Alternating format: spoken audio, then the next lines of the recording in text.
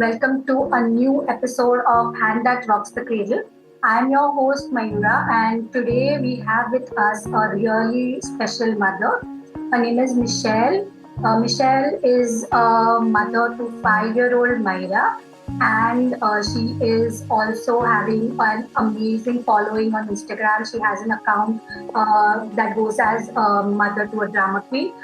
She talks a lot about breastfeeding support. She talks about baby-led weaning. So we are very, very happy to have Michelle with us today to share her pregnancy experience and her postpartum experience. Thank you for having me do this. It means a lot and super happy to be here. Also, my account is Mother of Drama Queen. Mother of Drama Queen. Okay, apologies. Mother of Drama. No, that's fine. That's absolutely.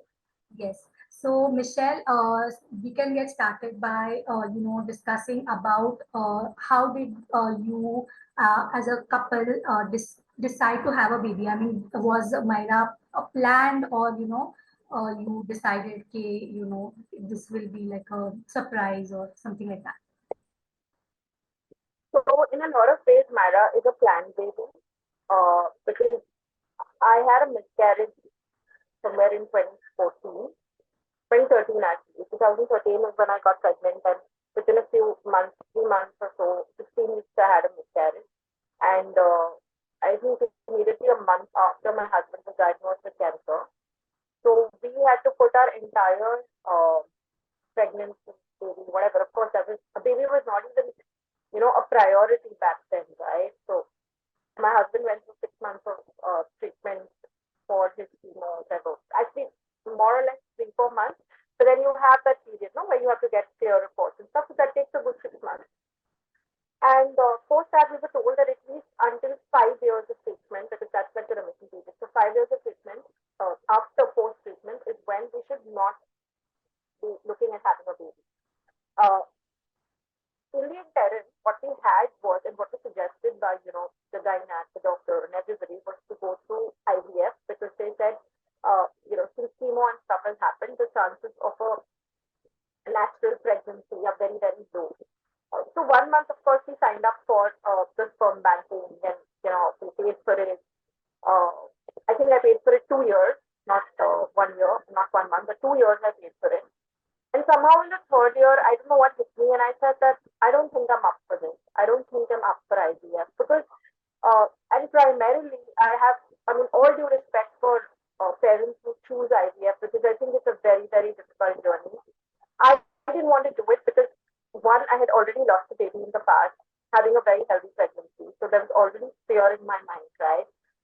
Two is there was so much of hospitalization and medication and everything that happened during the cancer journey that I wanted my pregnancy to either happen naturally if it could, or I was, I was somewhere even happy saying that I'm okay not even having a baby. When you go through something like that, your entire thought process changes. Your priorities kind of change because you're like, I have a husband. So what if this thing reoccurs? These are the thoughts that constantly go on in your head. So of course, 3-4 years, and I had everybody possibly asking, "Oh my God, you guys have been married for so long, no babies yet. Why haven't you all planned?" And it was really sad because people who knew our condition, people who knew that he underwent treatment for cancer, he is a cancer survivor, and who knew that he couldn't immediately plan a baby, and who knew that there was a waiting period, still kept pestering us. So I think that is one of the most uh, sort of meanest, most least empathetic situation that we would have faced as a couple. But that said, that set apart. I think by the time he was very, very, when it was his last follow up with his doctor, which was about 4 years later, when we met the doctor once and the second last follow up, and he saw all his reports and he's like, what, now things are good. I think because we were actually also planning migration and that was put on hold, like everything. Our life was technically put on hold. And he said that, now you can consider migration or whatever after 6 months, because he said after 6 months is your last visit to me, and then 6-7 months I think we had visited. And we asked him then what next? I mean, should we consider a baby? Do you think? So he said yes. He's like, you're in that stage right now where it's absolutely safe for you to try and conceive if you want to, and he said, you can go back to the sperm banking. And we told him, what, we decided to go against it. And he said, but why? Your chances. I told him, I want to take a leap of faith and do it my way. If it happens, good. If it doesn't happen, and of course, it very much happened. So I think our next appointment with him was a year later, a little more than a year later. And I remember going with Myra to him. Myra was about 5 months old then. So that's been my thing. So was it planned? In a way, yes. Finally, after everything was over, we planned it. Was it meant to happen at that point in time exactly in that particular month of the conceived? That wasn't planned. So it was more of an accidentally planned baby per se, if you want to call it that way. So yeah, so that's our whole Yeah. our baby planning. So that is what it was. Yes, it's a very, very amazing story. Actually, it's filled with lot of strength and lot of things that mothers who are going to be listening are going to take away from. So you mentioned that before the diagnosis of your husband, there was a miscarriage. So Right. how was that experience for you? I mean, I'm sure, like it happens pretty commonly because there is a reason that mothers somehow it still is a taboo wherein we don't openly come out and say that this happened, but it's never the mother's fault. It is just something that is inherently with the pregnancy itself that causes it to happen. So did you know why the miscarriage happened, or did the doctor give you any reasons? No, because I had an extremely healthy pregnancy. I was fine. I didn't have any underlying health issues. Like there was no diabetes, there was no PCOS. My weight that time was in check. So it's not like, my second pregnancy, as in when I say second pregnancy, obviously when I had Myra, I was obviously obese and stuff like that. But in my first pregnancy, there was nothing. And there were no risks involved at all. So even the doctor couldn't put a finger to what went wrong because he was like, you were absolutely fine. And no, it's not very normal because I had my miscarriage in the 16th week. So, up to the first 12 weeks is of course when they say it's a very Yes. sensitive period and you have to be careful and stuff like that. I had crossed all of that and I had reached my 16th week. And even then, uh, unfortunately, I was alone when this happened. I was out somewhere uh, and I had to go and admit myself to the hospital on my own because I felt like pain and stuff like that and there was bleeding and I had to go to some hospital a little far away from home. And I went there and I admitted myself. And unfortunately, by the time I had reached the hospital, there was no heartbeat. So there was no other way. But because it was 16 weeks, the only way for me to have the baby was through an induced labor, which is how any vaginal birth would have happened. So it was an extremely traumatic and painful experience because, you're already in emotional distraught. Two is the physical pain because uh, you're not prepared. I mean, of course, when you're actually going to have a full term baby and stuff like that, you are still mentally prepared that I have to, put my body through the pain. But in my case, imagine having to push like a dead body out of your own body is the most painful, most horrible thing. So it was way too many emotions happening for me at the same time, and it was painful in a lot of ways. No idea. But even after that, we were not able to figure out what it was. But that also meant for me that pregnancy I planned for that had to be monitored. And in my case, the second pregnancy when I had Myra was the most difficult. It was actually the most difficult. It was horrible, if I had to put it. Okay. So I don't, which is also a reason why I chose not to have another baby because I put my body through it twice, not once, right? Literally twice. And the first time obviously ended in a very bad way. The second time I have a beautiful rainbow baby and all of that. But am I as a woman ready to put my body through this again just because children are beautiful and amazing? No. It's a choice I've made. But I will give my body the respect it deserves. It's gone through enough already. And that's all for me. Yes, absolutely. I agree. And a miscarriage is traumatic, definitely. But miscarriage that happens in second trimester, it is much more Yeah. because like what gynacs usually tell us is that because of chromosomal abnormalities, it can like routinely happen in the first 12 weeks. Correct. But when you cross the 12-week mark, it is assumed that it is going to go full term. So Correct. this is I doubt women would even have the courage to come and share something like this, even though there would be so many women already who have experienced this. So I'm a mom too, so it is one of the worst experiences that any woman can go through. You Was there anything that post the miscarriage that you did to prepare yourself for the second pregnancy again to make No, that's what I'm saying. I didn't get a chance to. I honestly didn't get a chance to because 1 month after the pregnancy, the miscarriage happened. My husband had his cancer. I was so stuck into looking after him. I didn't have the time to heal. Like, imagine something like this. And 1 month, what, 15 days after that, in fact, he had he started falling sick 15 days after my miscarriage happened. Literally 15 days after. Not 15 days. I remember, yeah, 4th of September is when I had my miscarriage. 15th of September, I specifically remember these days somehow in my mind, is when he actually started uh, falling ill. And we assumed this dengue at that point in time because his platelets and all were all over the place. It was not diagnosed until the end of October, but there were a lot of hospitalizations, etc., happening on and off, all wrong diagnosis or whatever stuff. But the point is that I never had time to heal mentally, physically, in any way. And even physically, it's a huge setback. You will not believe this, but 2 days after the miscarriage, I was in office working, full time working, like nothing happened. So that's how it is. And it's really annoying because even my office didn't give me the support I needed. yes. Like, I didn't know this. Of course, now I know that if you have a miscarriage, there's actually paid leave that you get. Surprisingly, my organization didn't give it to me, and I remember because my miscarriage, I think, happened on a Thursday or Friday or something like Wednesday, I think. And Thursday, Friday, I was obviously 2 days away from work.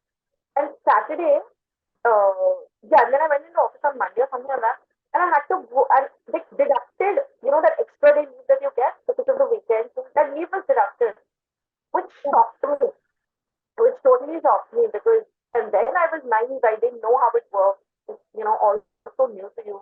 There was already so much happening in life parallelly that I didn't bother about these things. But yeah, but if I had known, I would have probably been better prepared, for at least things that happened post, but now it's too late and it's okay. I guess it is a part of whatever happened then.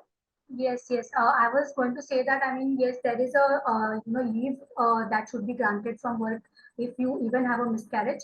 I am actually not sure if that has come into that has become a law recently, or was that a law back even 5 years I ago? think it's been there for a while, Oh, from what I know. I think so.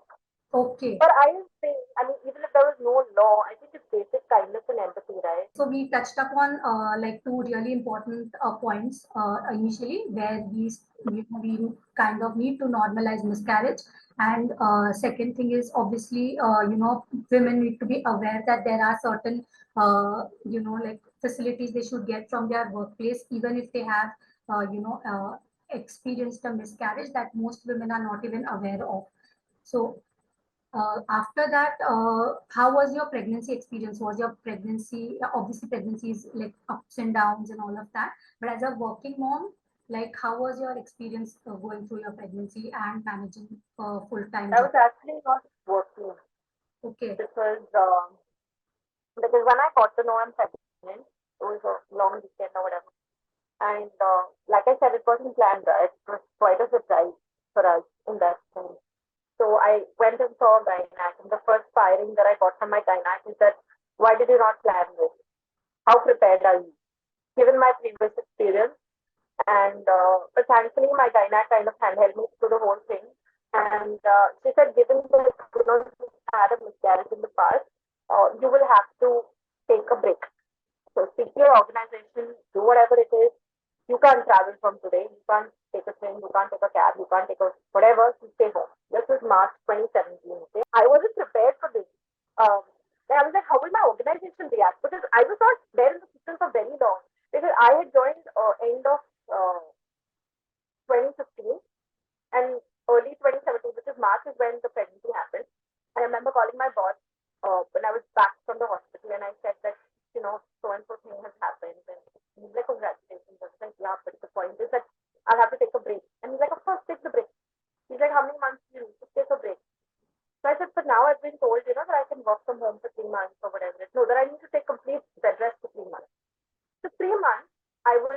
bed rest at home.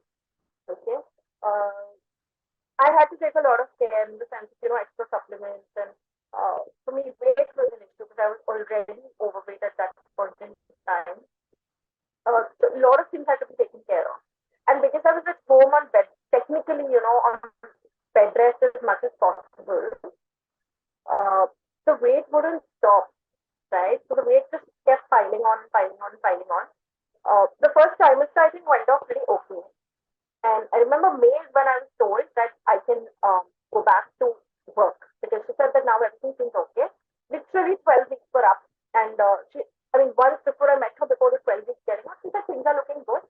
We'll meet you again at 12 weeks and everything is good. You go back to work, no problem. But of course, you'll have to take it easy. You can't be working the way you were working earlier. I prepared my office to the same. Everything was sorted. And three, yeah, 3 days before I was supposed to go to office, I bled. So I think this was the 4th of May, and the 4th of everything has a horrible connection in my life for some reason. Everything wrong that happened in these 5 years always was the 4th, okay? So 4th of May, I had bleeding, and I was like, now what? Because I was scared, and obviously everybody around me was scared, right? Because it was like going into flashback mode, and the doctor was very worried because like I was not expecting this, and what went wrong, and then we realized that I had a low-lying placenta. So, which is what was causing the issue. She's like, you quit. Imagine she's not even admitted me to the hospital, and she's like, you're done, Michelle, you're not going back to work now. And I'm like, are you serious? I was like, listen, I'm not ready for this. Not financially, not physically, not in any way, not emotionally ready. I mean, suddenly telling me to quit is not happening. She's like, you decide what you want. Do you want the baby? Do you want your job? It's a call you have to take. And thankfully, my boss was super cooperative. She's like, Michelle, right now, what is important is the baby. She's like, you please take this break. Whenever you want to come back, please remember that, the office is always welcoming you and stuff like that. So the next few months, I think from May to June, for 1 month, I was on total bed rest. Like total in the sense I had to sleep flat on the bed. Nothing. I could get up only to use the washroom and to bathe, and that to bathe my husband had to bathe me. All my food was served to me on my couch. My husband would come with everything. I would just sit there, watch TV, do nothing at all.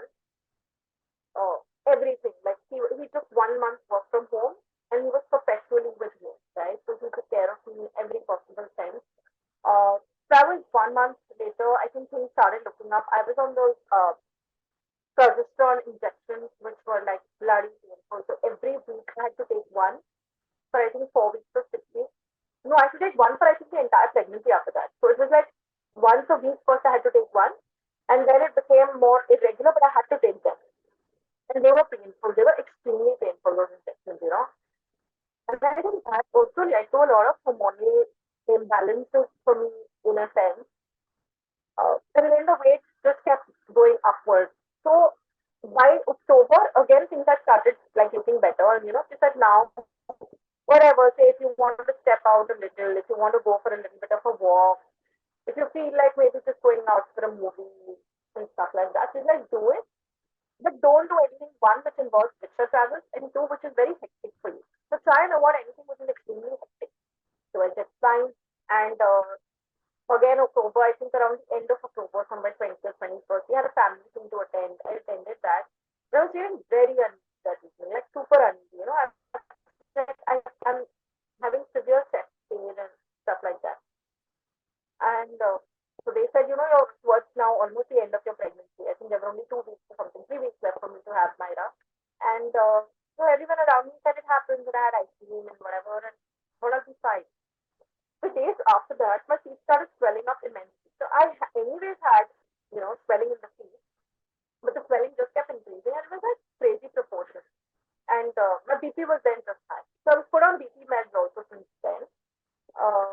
And I remember 31st of May is when we went for one final check to the doctor because she called us and she said, come, let's see now what the state is. And that's when she's like, you know what, your BP is really, really high.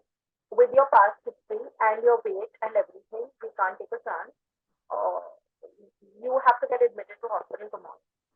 I was like, but she's due, like, not due for another 2 weeks. I said, I can't do this. Like, not do this much of towards the end of your thing.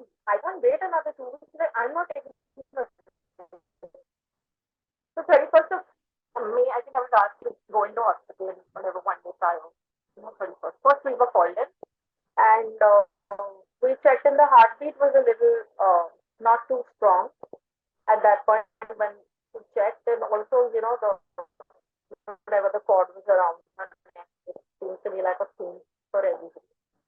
So she said, I think you'll have to do a C-section. And my mom was with me and she said, no, no, you try for normal delivery. Now, at that point, I didn't care how my child was born. All I cared is that I wanted a child. I Yes. was like, I'm not coming this far to lose what I have until now. So it didn't matter. Was I prepared for a C-section? I don't know. Okay, because I had not read up on anything. I had not read up on anything in my pregnancy. All I sat and did was watch stupid crime patrol. 24 hours a day, if you ask me, I would watch crime patrol. That is all I did my entire pregnancy. And when I got bored and finished all of crime patrol episodes, I watched some other crime documentary on National Geographic or some crap. This is what I did. I didn't read up on anything on pregnancy. Nothing. Of course, I did enjoy my pregnancy. It's not like I didn't. We had moments when my husband and I would read a book, play music, do these fun things because I would see the baby in the react in the womb. But beyond that, I didn't really do anything informative. So yeah, so we just went and I signed on the forms because I was asked to sign on the form. I didn't even read up enough on what happens if there's a C-section, what it is and stuff like that. Basic information I had. We were taken in, I think, in the afternoon for my surgery. I signed up the letter and I was like, listen, I'm doing this because even Austin was like, whatever you want, I'm with you. He's like, we just, want you and the baby to be fine. That's important. So, yeah, and my surgery went off also pretty well. It was okay. I think in the afternoon is when we had Myra. And through the C-section, I was just lying there, chattering away with the doctor, talking random stuff. My eyes weren't open, but I was awake. I was, kind of conscious, not entirely on anesthesia. And I was talking to her, chattering away, having random conversations. But I remember coming out and telling, so apparently so lost in my call, your wife talked to me much. And I was, I was talking to her about work, what I plan to do. Am I going to go back? What about the food? How we have things? And I don't like. I remember these random conversations. And at one point, when I was lying there on the table, so vulnerable and stuff like that, I was thinking, it is so easy to have a baby through a C-section, right? Because you don't feel anything at that point. Because I had my experience in the past of, having the miscarriage baby. And at this point, I was like, this is so easy. I mean, I can do this probably another 4 times if it is this simple, right? That was my thing in my head. Oh my God, come back to the hospital by 8 o'clock in the evening when I had to move aside. I was dying. I was literally dying. I was like, I cannot do this again. I don't know why I even did this. The pain that hits you, you can't move, you can't sneeze, you can't cough. It's extreme level of pain. And I don't understand why anybody who says this, and everybody who says this, that there's a normal, so that normal is stupid, it's completely a vaginal birth. I mean, that's how it is. Or a C-section, and April birthday is, C-section awareness month. And I don't understand why people kind of belittle moms who have given birth to C-section. That's what they believe, no? That's what they believe. These are not normal births. These are not natural births. They think a woman hasn't tried enough just because she's not had a vaginal birth or she's not pushed the baby out. But I don't know how many of these women understand that a C-section is a highly risky surgery. I think it comes in one of the riskiest categories when it comes to the surgery. You cut through so many layers of your body to, get a baby out. There are so many risks involved. The pain that we go through post that, I am not saying that women who go through vaginal delivery don't go through this, because I know that even vaginal, moms who've delivered that, they have had their bad experiences. But having a cut, having a scar, lifelong, and even now, 5 years later, sometimes I have itchiness on my scar. This is 5 years, 5.5 years later, right? That scar sometimes it kind of tends to get, pulled, and you feel a little bit of pinch and pain. So imagine that, and then having to deal with a baby and being so raw, being vulnerable, it's not easy. So yeah, that is my overall pregnancy experience. Not a very easy one, not the best one. I mean, probably I would have liked it to be a little nicer, to be a little more kinder to me. Yes, actually, I like second lot of things that you said right now, and so much. I mean, I was literally listening to each and every word you were speaking, Michelle. Two things, okay, that I absolutely loved. One is that a C-section births should be celebrated as much as normal births. Both a C-section is a big surgery, and obviously mothers are mothers in the end. Doesn't matter how you gave birth, you are a mom regardless of it. And since this is C-section Awareness Month, it is important that we put this across to all moms out there. Whatever is the best birth for your baby, that will happen. And we have to, like normalize that you are Correct. a mother regardless of it. And Correct. second thing is the number of children. One and done families also need to be normalized. It's okay for moms to have one child. You have to look at your financial health, your support system, all of that before deciding on a child, because child is a lifelong responsibility. It's not, giving birth is not the end, right? From the birth, the journey starts of raising this child. So it has to be a very informed decision. So Michelle, coming to another thing I want to ask you, like probably the last thing that we can talk about today is, after baby's birth, you said that you had to leave your job when you got pregnant because of placenta previa. So after her birth, when was it, how was that postpartum journey for you? Maybe the first year of her life, which is, actually the hardest, when the baby is born, the first year is supposedly the hardest. So how was that, and when did you go back to work? Because I know that you are in a full-time job right now. Yeah. So, the first 6 months of her life, I don't even know what happened. I was not allowed screens. I was not allowed to read books. I was asked to sleep all the time. I had a horrible breastfeeding journey at the start. I couldn't even breastfeed her properly. And because I was not breastfeeding, I mean, in my head, I thought I'm not capable of breastfeeding because she wouldn't latch and we had latching issues and stuff like that. It became mine. It became like I cannot breastfeed her, which meant that we switched to formula. Okay. And so now I know this many years later, of course, 6, 7 months down the line, I knew it. I didn't know it then that it works on demand and supply. So the moment you get formula, so anyways your supply drops, right? So she was formula fed, she was breastfed also. Uh, it took me 2, 3 months to understand that how breastfeeding works, and then we managed to switch to breastfeeding, obviously. But it was not easy. Okay, I was constantly being fed like all the time I was supposed to eat. I would literally get up, eat, lie down for a bit, get up, eat, lie down for a bit, get up, eat. 5 years postpartum, I have still not lost weight. And today I'm struggling to lose weight. Like even if I lose 500 grams, my nutritionist feels it's a great thing because my body is just not giving up on fat and just not asking, letting me reduce it after doing so much, after actually trying to lose weight, and I have multiple health issues.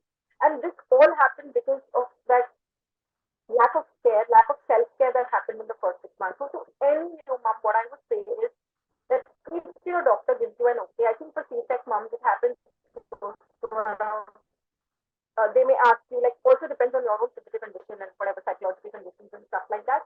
But most doctors will, after 6 months postpartum, will tell you to get into full blown exercise. Few of them are even asked to do it earlier. So depending on what your doctor says, depending on what your body says, my advice to all moms is that if you feel up to it, please do whatever you can to, work on your body. And I'm saying this not to lose weight, okay? Because many women don't even put on too much weight. Like I put on 25 kgs. I'm still living with 25 kgs. It isn't about weight, but it's about trying to get your health back, trying to get fitter. And once 6 months are over, my mom moved to her own place. And from then, I started taking more control. I was more in control, right? We started solids, and even during the solid journey, I remember there was so much debate on no, you should be doing this, you're not doing the right thing. Because I followed, while I started traditionally eating, because my mom was there saying, no, you have to give your child only this, you can't do that. By the time she was 7 months old, she was self feeding. I was giving her everything that we were eating as a family, of course, minus the spices and salt was not added and stuff like that. I was cautious like that.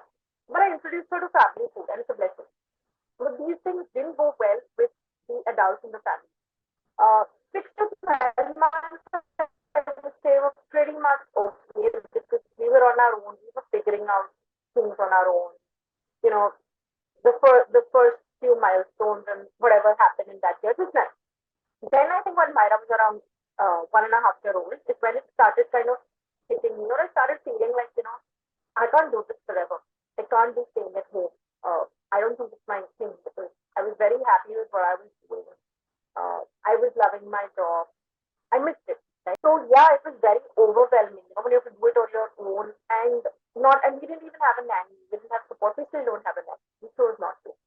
So with all of that, around 18 months, I was like, maybe I should, and I started looking out, and I remember, seeing jobs uh, and a lot of. I didn't get too many interview calls then because there was a break. Unfortunately, when men take a break to travel the world and do things, it is okay. But if a woman takes a maternity break, it's either by choice or which is forced upon her or whatever her reason is, her going back to work is difficult, Yes. and it's difficult even today because now that I'm in a more senior role. I was in a senior role, but now that it is, I know how it is. Women are still not given the kind of support. In my organization, thankfully, yes, they have the support. So, yeah, so was it easy? Was it difficult? It was a mix of both. Easy because having, I personally feel daycares are so much better for many college that, you can monitor them, right? They have CCTV cameras and all that. And no, unfortunately, there are a lot of incidents that go around it. You can have nannies who do wrong things to your 50 faces. I believe if something wrong were to happen, it can happen anywhere. But we chose daycare simply because we thought it was better. She could mingle with other kids. Being a single child and not having anybody her age, meant that the social development was hampered. And that was nice for us. She completely settled and she loved her daycare. Unfortunately, lockdown happened and everything has gone back to ground zero. But yeah, I think going back to work was one of the best decisions I made because it meant that I got my financial freedom back, which for me was one of the big things, okay? Because I am somebody who cannot be dependent on anybody else financially. Like I hate it. I can't. So of course I went back to work. It's been good since then. Myra is now 5 years old. Unfortunately or fortunately, the lockdown was a great opportunity for us to see her grow. So, we used to keep wondering. We used to always wonder. We're like, oh my God, now that we're back to work, we miss so much of her milestones, so many of her milestones. We miss her growing up. The lockdown proved to be that boon where we were together. It also proved to be a bane because the girl who was happily going to take care now was suddenly very clingy. Was very, very dependent on us, refused to do anything and stuff like that. So, Michelle, actually, the last like few minutes, there were so many things that you spoke about. I just, feel the need to summarize it. One thing is, new moms need to be aware of a postpartum anxiety, postpartum depression. It is extremely common, and we have to get support for it. I don't think that there are Right. as many mothers. I was just reading a research article which said that it is 22% in Indian mothers, 22%, and this is a 2022 research Correct.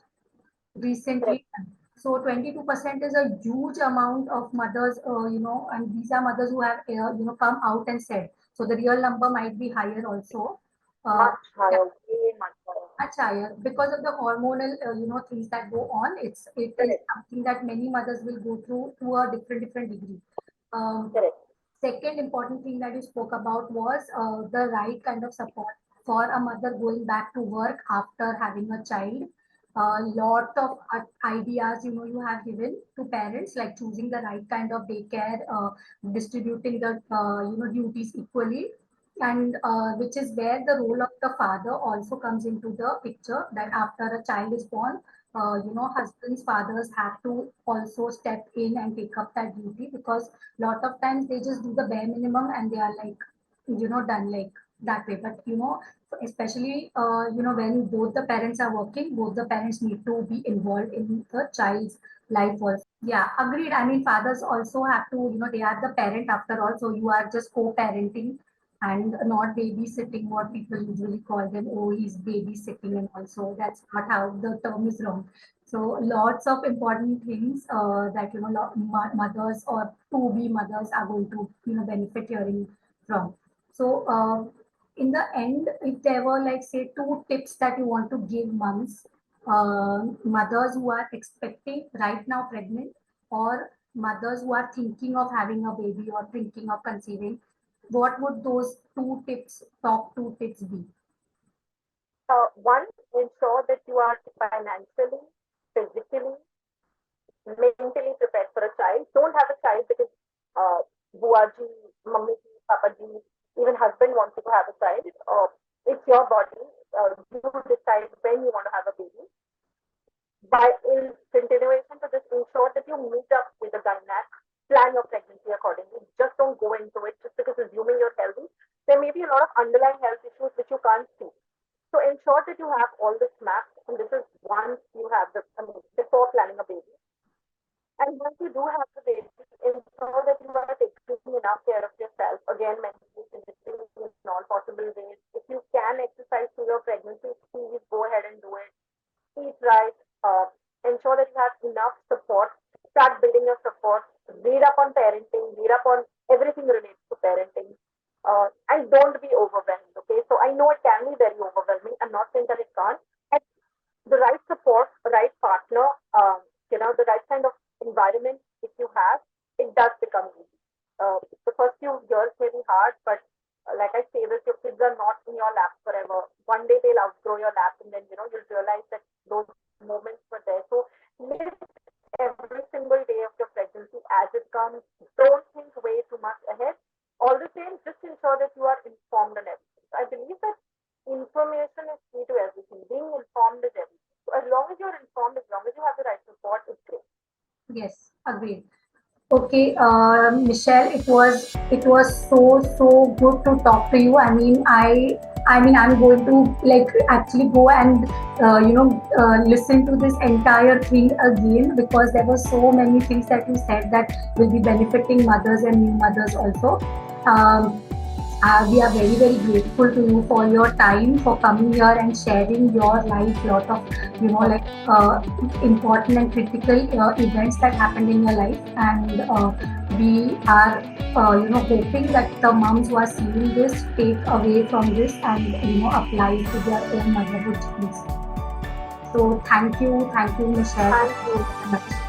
Thank you for having me. Thank you for ensuring it happens. So thank you so much, India. Thanks for your time, sir. And Same. all the best to you and all. Thank you.